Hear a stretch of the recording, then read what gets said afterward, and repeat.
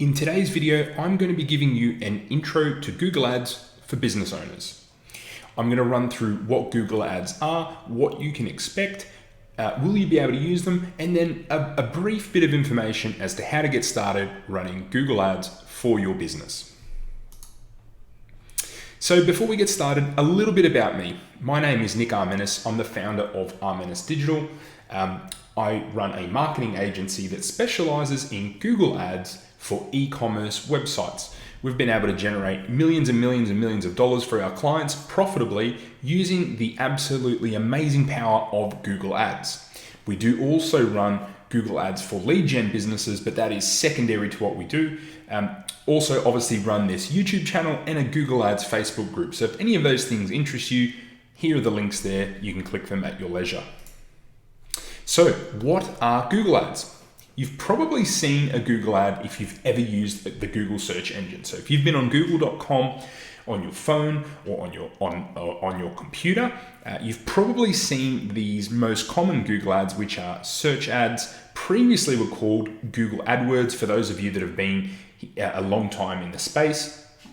And basically, they are these ads right at the top of the Google search results here, where you've seen I've typed copywriter, and right at the top, Contentfly is running ads for hire a copywriter, hundreds of vetted writers. So that right there, that whole piece, and actually the little bits below as well, which are called extensions, these are Google ads. So Google's real estate right there is obviously extremely valuable. Coming up the top there, normally you may have also heard of search engine optimization. So search engine optimization and how it differs from Google Ads is you are organically there with search engine optimization, but quite often ads appear above those results. And so you obviously have to pay to get on top there. I'm sure most of you would agree that this is quite a valuable area. If your business or product or service can be seen here, then you're getting exposure to potentially some extremely warm buyers who are quite often ready to buy there and then, or people that are just doing their research and your brand is getting exposure in a very valuable piece of real estate. So some of the less well-known Google ads, you may have seen these Google ads or Google AdWords in the past. So Google Shopping, these are for selling physical products, the e-commerce solution, and what my channel and what I tend to specialize in. Display, so these are visual banners. You may have seen these scrolling blogs or the internet. These allow you to bring some visual ads to your Google ads. We've also got Google Discovery ads, which are Google's answer to social media ads. So these are square images and carousels, and also appear on Gmail as well. Now we've got YouTube, which are mainly video ads, also image ads as well, which give you some really powerful targeting capabilities. And YouTube is actually the world's second largest search engine. So these next ads here are Google Shopping ads. So if you have ever jumped on Google and seen right up the top some images with some prices, a title, and the actual brand that's selling them, these are perfect for e-commerce stores selling physical products. Now you can appear here both through paid ads and through free listings that Google offers. These ads are extremely powerful and are the bread and butter for e-commerce websites. You basically link your product catalog to Google's Merchant Center and then to Google Ads, and your products can appear there.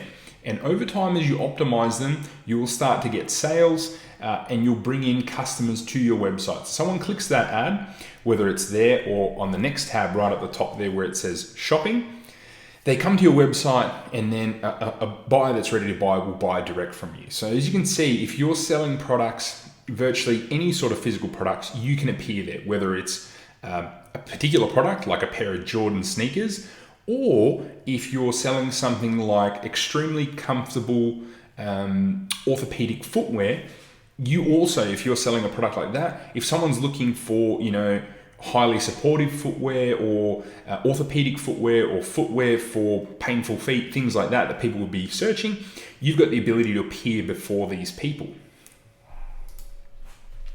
These are some of your YouTube ad options, which again, as I said, are mainly video ads, but you can do things like display banners, the overlay, which are little banners as well, skippable video ads, non-skippable video ads, bumper ads, and sponsored cards. So you've got quite a huge ability to target lots of different either channels, videos, different audiences on YouTube of people who may be interested in your particular business, whether it's a product or a service. To use these ads, obviously you do generally need some video content. So that is, I guess, an extra step for people that are looking to do YouTube ads. So the next one you may not have heard of, they're called discovery ads. So we've got social media style image ads.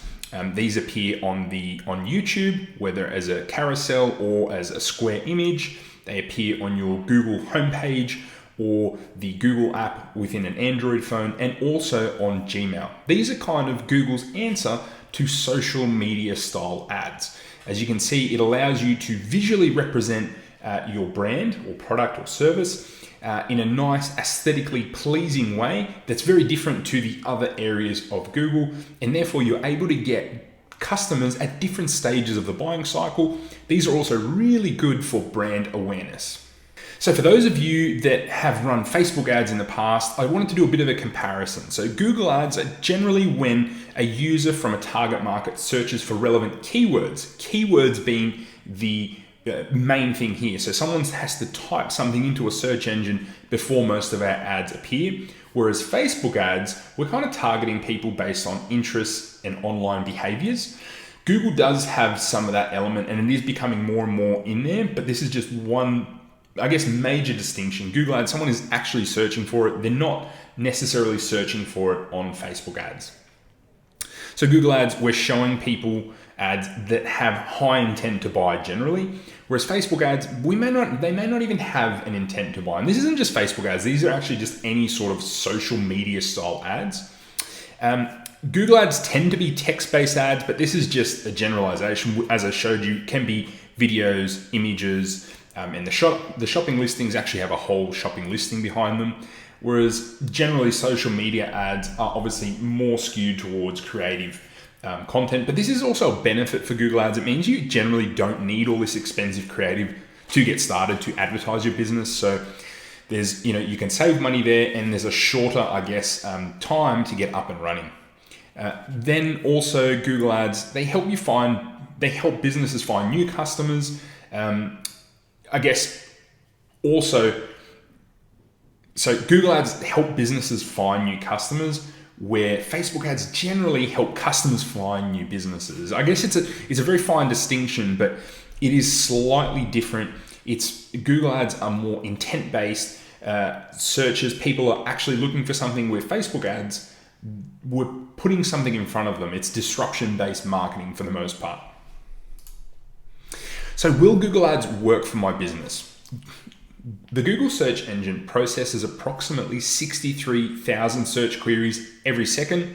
This translates to 5.6 billion searches per day and approximately 2 trillion global searches per year. So we're talking about something absolutely huge. It's mind-blowing numbers. It's people's go-to for finding out about virtually everything and anything.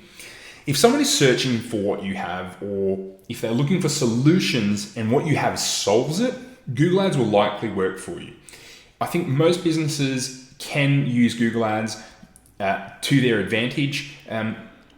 Even if what you're selling isn't something overly specific, over time you can actually work out, based on what people are searching, will people be interested in your product or service? So even when it's something that's not super specific or exactly what people are looking for, quite often you can bring people in and make them aware of your product. On the same token, you're able to put your product in front of extremely warm buyers, especially if you're selling something super, super specific. So the key to succeeding with Google ads. So the first is know your goals. Are you wanting sales, leads? What is the action you want people to perform? And you need to set up conversion tracking to track this. Okay, so there's plenty more content coming about this. I will do a whole video on conversion tracking for you all. Remember, there is someone searching at the other end of every ad. So try and remember that there is a person, a human being on the other end of the phone, computer, tablet, whatever device they're on. There's a person there. Get into their psychology and try and understand why they're searching for that and what would they want to see. Where we can, try and match your ad, and whenever you send the searcher, send them exactly what they're looking for. We need to be as accurate, relevant, and specific as possible so that people feel like they're having a good experience on the Google search engine. We want them to be whatever they're expecting, to show them exactly that on the ad, and then match that on the page we send them to. Going too broad or not being specific enough is another area that people tend to miss when they first start Google Ads. But that being said, Google's artificial intelligence algorithm is so smart now that even going broad can quite often give you good results. But generally speaking, when you're just starting out, it's better to have some form of specificity so that you're not going too broad and wasting too much money on irrelevant things. Another thing is sending people to an uncluttered page that really makes it easy for businesses to get in touch with you or buy from you. That is really key to succeeding. And then the other one is patience. It takes time to get good at running Google Ads. It takes time for Google to find your ideal buyer. So just be patient, give it some time, and you will be rewarded greatly for that. So what do you need? Now, this is just really top level. You need a Google Ad account, a Google Analytics account to track things and measure website visits and things like that, and your conversion events. If you're running e-commerce, you will want a Google Merchant Center account, and then you need a website, landing page, or an e-commerce store to kind of get started. But you can also just do phone call ads if you just want phone calls. You obviously want a budget as well. So how much do you need? It's totally up to you, but I think for most people, you're going to want $20 to $50 per day to get started. That being said, the budget is totally up to you. You can get started with virtually any budget. So what keywords should I use? You can use Google's keyword planner, which is found within the Google Ads Manager. And you can kind of use that to either hack competitors' keywords by using a website, start searching for terms around your product or service. And you can also go to websites like answerthepublic.com, which allow you to find searches that other people are doing around what you're searching or your product is. So harnessing intent is key. Not all keywords are created equal, guys. So understanding the psychology behind a search is key to show the correct search term to the correct people. Find the people who are ready to buy, but don't neglect everyone else, because you will need new customers in that pipeline. So, and then once your ads are up and running, and I will show you how to do that in a later video, optimization and how to improve them. So optimization is how do we improve our ads performance? So you really need to understand how to read data on all the columns in the Google Ads Manager and then make decisions based on that data. Negative keywords are a real central part to Google Ads optimization, and that means adding search phrases that are probably irrelevant or not likely to lead to sales for what you're doing. Give the algorithm some time and budget to do its thing is a very important part of optimization. Study the competition, and then if you find that they're doing something better than you, go in and try and make it even better. Try and be customer focused and try and be accurate, as specific as you possibly can as to what they're searching for. Keep dialing in on what your customers are searching for and try and show them more of that. But don't be scared to try new things. Ad copy, landing pages, product listings, different types of Google Ads, YouTube, display discovery. These are all part of trying to get more leads, more sales, or improve performance. So guys, I hope you have enjoyed this video. This is just a really brief introduction to Google Ads for business owners. I hope you've gotten something out of it and you have a slightly better understanding as to what Google Ads are and could you use them in your business. Thank you so much, and I'll see you in the next video.